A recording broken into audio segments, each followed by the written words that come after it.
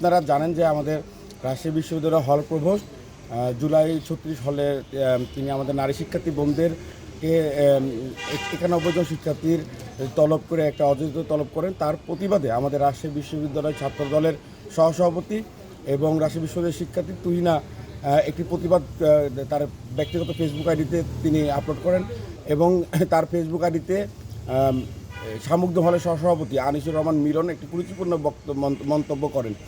তার মন্তব্যের পরিপ্রেক্ষিতে তুহিনা তার প্রতিবাদ করেন এবং প্রতিবাদের ভিত্তিতে গতকালকে আমরা তার সকল পদ থেকে সাময়িকভাবে স্থগিত করি এবং ছাত্র দলের সহসভাপতি শাকির রহমান সোহাগ, যুগ্ম সাধারণ সম্পাদক শফিকুল ইসলাম শফিকের 2 সদস্য বিশিষ্ট কমিটি আমরা গঠন করে দিই। সেই কমিটির তথ্য ভিত্তিতে তারা প্রথমে সেই ভিকটিম আমাদেরকে জানায় যে তার আইডি হ্যাক হয়েছে।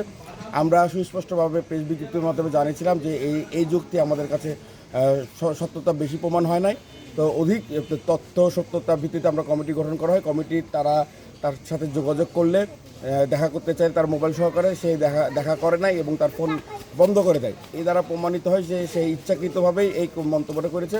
আমরা বাংলাদেশ জাতীয়তাবাদী ছাত্রদল নারীর অধিকারে এবং নারীর সম্মানে বদ্ধপরিকর। এটা আমরা নারী শিক্ষার্থীদেরকে নিয়ে মানবিক ক্যাম্পাস গড়তে চাই।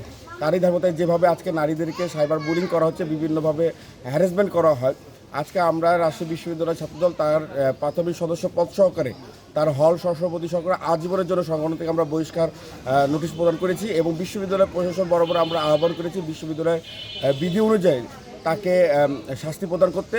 এবং ছাত্রদলের সভাপতি হিসাবে রাজশাহী বিশ্ববিদ্যালয় আজকে বাদী হয়ে আমি মতিয়ার থানাতে আমাদের নারী শিক্ষার্থী তুহিনাকে হ্যারাসমেন্ট করা এবং আমাদের ছাত্রদলের সম্মান ক্ষুণ্ণ করার জন্য আমরা তার বিরুদ্ধে আজকে মামলাতে মতিয়ার থানাতে এসে তার বিরুদ্ধে মামলা দেন। এটা কি মামলা করছেন আপনারা? এটা 2018-এর ডিজিটাল আইনের মামলা আমরা দেন।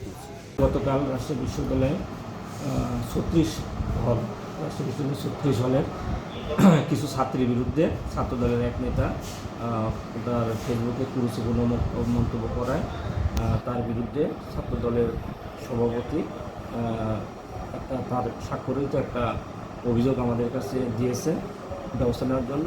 আমরা পেয়েছি এবং আমরা পর্যালোচনা করে এবং হচ্ছে যে আইনগত যে ব্যবস্থা নেওয়া সেটা নেওয়া।